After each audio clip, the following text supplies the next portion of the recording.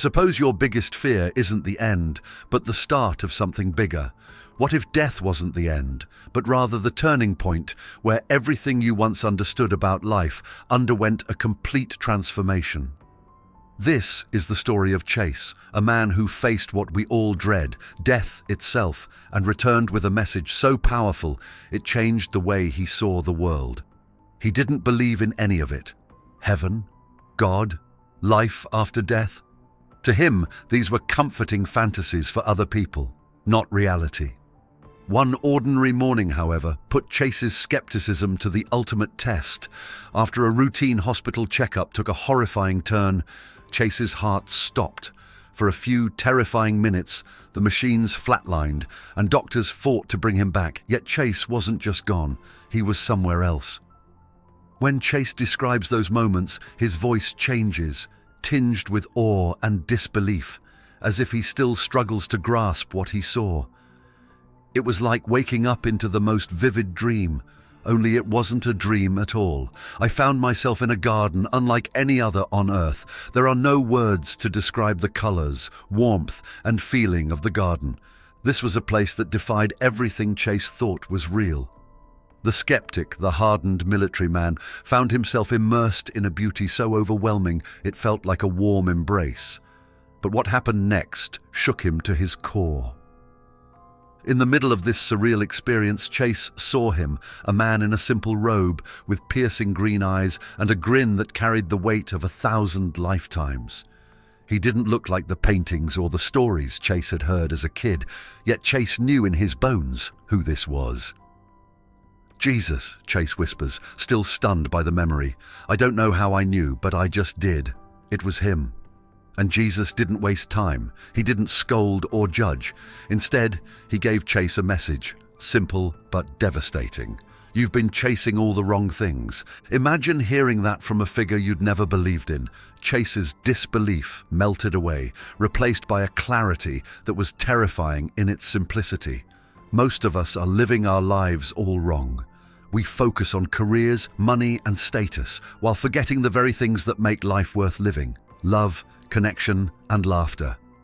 He didn't just hear these words, he felt them in his soul.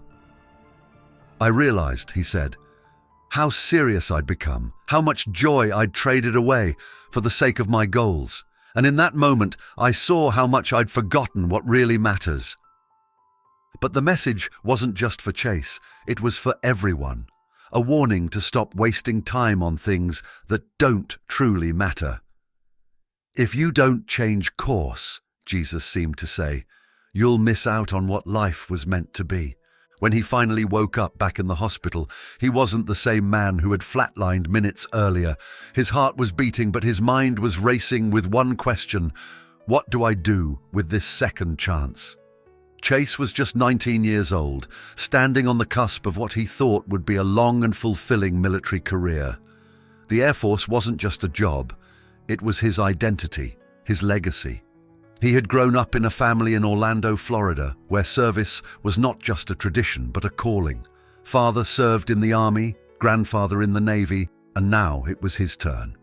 When Chase joined the Air Force as a SEER instructor, survival, evasion, resistance, and escape, his life felt like it was finally aligning with his purpose. He was young, fit, and full of ambition. The intense training, the team spirit, and the satisfaction of donning the uniform all resonated with him. But fate had a different plan. One ordinary day during training, a freak accident brought Chase's dreams to a screeching halt. The strain of a lateral movement dislocated both his kneecaps, rupturing them. What should have been a minor setback turned catastrophic. Surgery didn't fix the problem. Instead, it marked the beginning of an agonizing decline. Chase's knees never healed properly, and with each passing day, his vision of a 20-year military career crumbled. By mid-2008, the Air Force initiated the lengthy process of medical retirement, branding him as physically unfit for service. For Chase, the injury wasn't just physical, it was psychological. His identity, his purpose, his reason for being, it all felt ripped away in an instant. What transpires when the foundation of your life abruptly vanishes? For Chase, It was like standing in quicksand. Every step toward a new direction felt like a sinking failure. He spiraled into depression. Late nights of worrying about the future turned into mornings where he couldn't even bring himself to care about being late for work. What are they going to do? Fire me, he thought bitterly, knowing his discharge was inevitable. Chase had been late for work again, but this time it wasn't just carelessness. His supervisor used a key to check on him, expecting to catch him oversleeping. Instead, she found him unconscious, lifeless. What started as a routine check turned into a frantic emergency. Doctors were baffled. Here was a young, fit man, no drugs, no alcohol, no medical history, lying on the brink of death. They ran every test they could think of, but nothing explained why Chase's body had given up. Then, during a chest X-ray, the unthinkable happened. While a nurse adjusted his IV, Chase flatlined. As alarms blared and doctors raced to revive him, Chase felt something extraordinary, a calm voice stroking his arm, assuring him that everything would be okay. But when he turned to see who it was, no one was there. At that exact moment, Chase's heart monitor showed a flat line. Chase's body lay lifeless, yet he remained alive. His chest released a sensation akin to ice, shattering into light, pulling him upward. Suddenly, he was no longer in the hospital room. He was in a garden so breathtaking, so otherworldly, that it defied human comprehension. When Chase came back to life, he was no longer the same person. He had replaced his fear of losing everything, the military, his purpose, and his life, with a far greater sense of clarity. The career that once defined him now seemed trivial. The physical pain that had consumed him felt insignificant. "I thought I lost everything when I lost my career," Chase would later say, "but what I gained was so much bigger. I gained an understanding of what really matters." Adversity became his teacher. Losing the Air Force wasn't the end of Chase's journey. It was the beginning of something far more profound. He realized his injury wasn't a punishment, it was a redirection. He had to halt his life and reconsider his true purpose. The story of Chase's flatline isn't just about death, it's about what happens when you survive. It's about realizing that our worst experiences often mold us into our true selves. But there's a terrifying truth in this. Most people never wake up. They cling to their comfort zones, terrified of change, and waste their lives chasing things that don't matter. For Chase, the fear of wasting his second chance became his greatest motivator. He wasn't just alive, he was awakened. Years of doubt, trust, and reflection often build faith, but for Chase, it happened in an instant. Before his near-death experience NDE, Chase didn't just lack faith, he dismissed it entirely. Raised in a secular environment, he only believed in what was observable, quantifiable, or proven. Spirituality to him was just a comforting idea for those afraid of the unknown. But the moment his heart stopped in 2008, all of that changed. Chase swiftly transitioned from the sterile chaos of the hospital to a place that defied all his preconceived notions.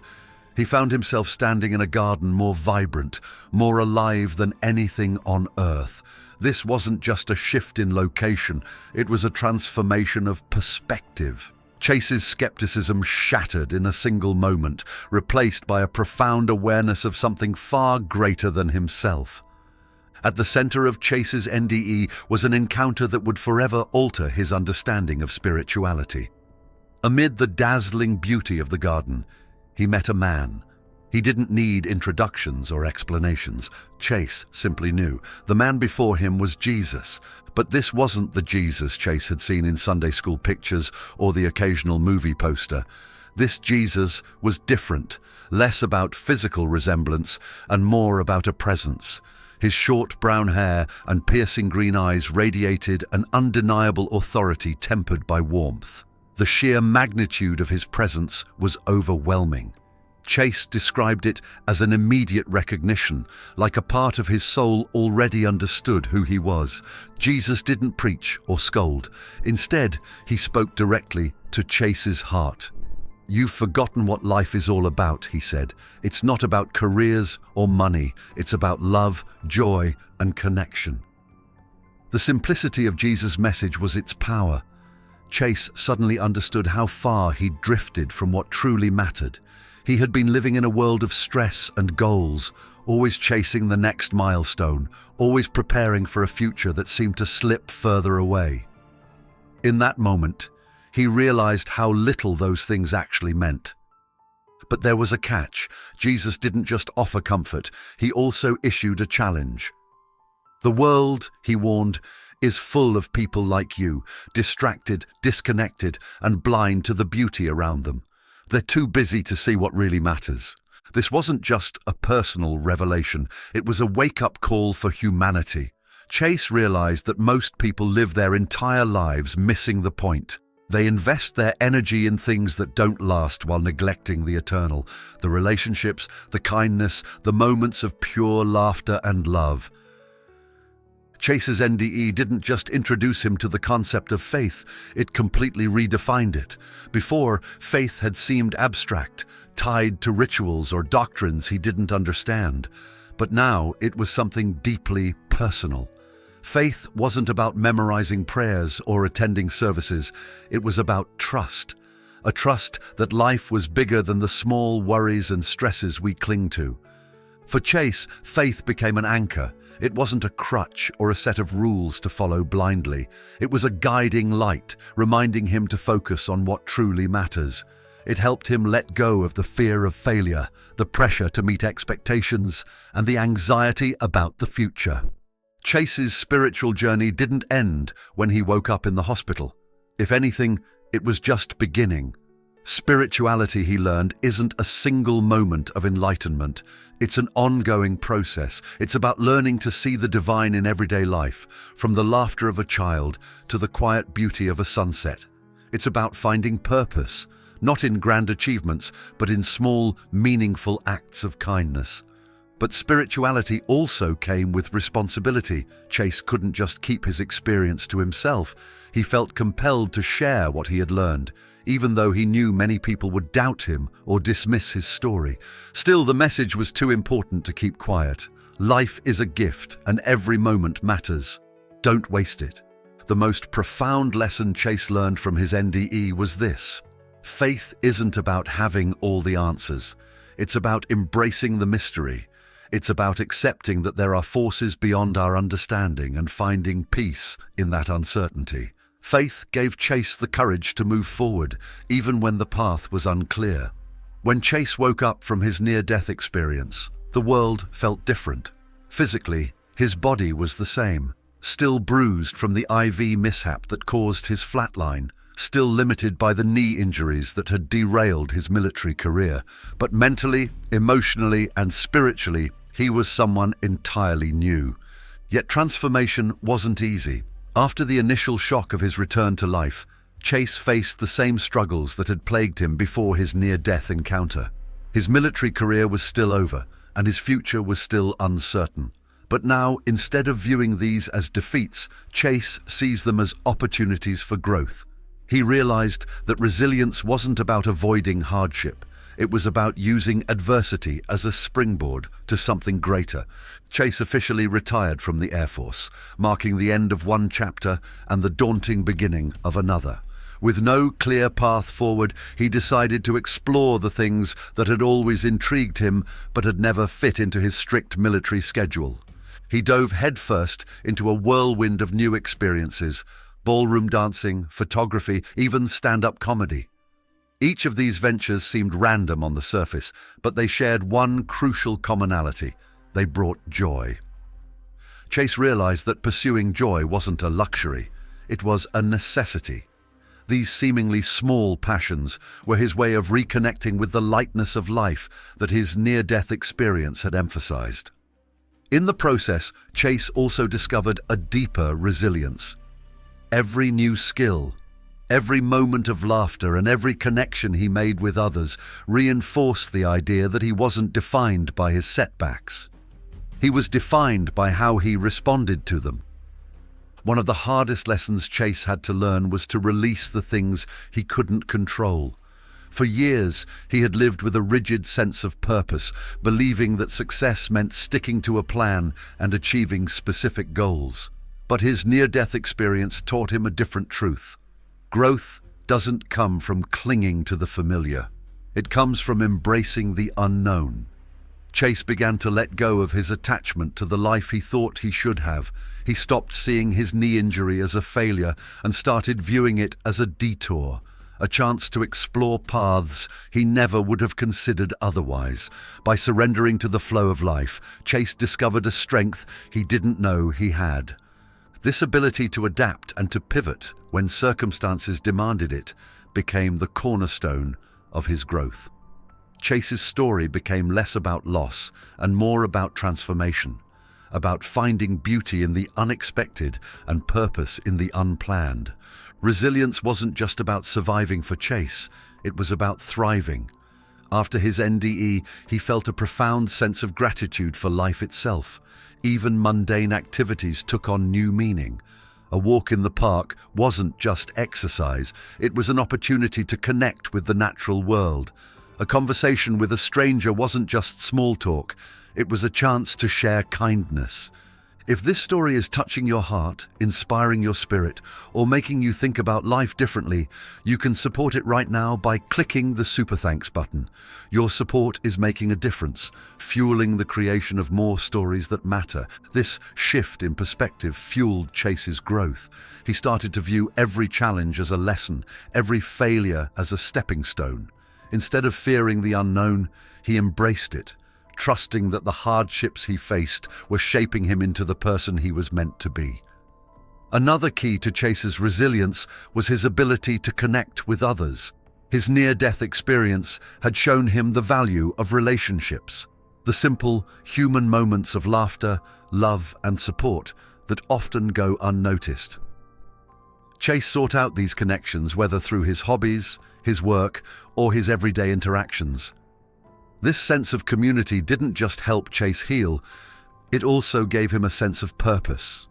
By sharing his story and his newfound perspective on life, Chase inspired others to find their own resilience. His journey became a beacon of hope, showing that it's possible to rise from even the darkest moments. For Chase, growth wasn't a destination, it was a lifelong process.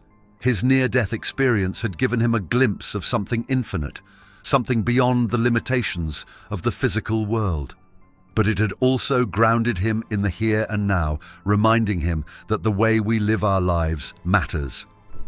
Chase committed himself to continual self-improvement, whether through education, mindfulness, or acts of service. He understood that growth wasn't about perfection, it was about progress, and every step forward, no matter how small, was a victory. Thanks for watching. Join our community by subscribing to this channel. Until the next video.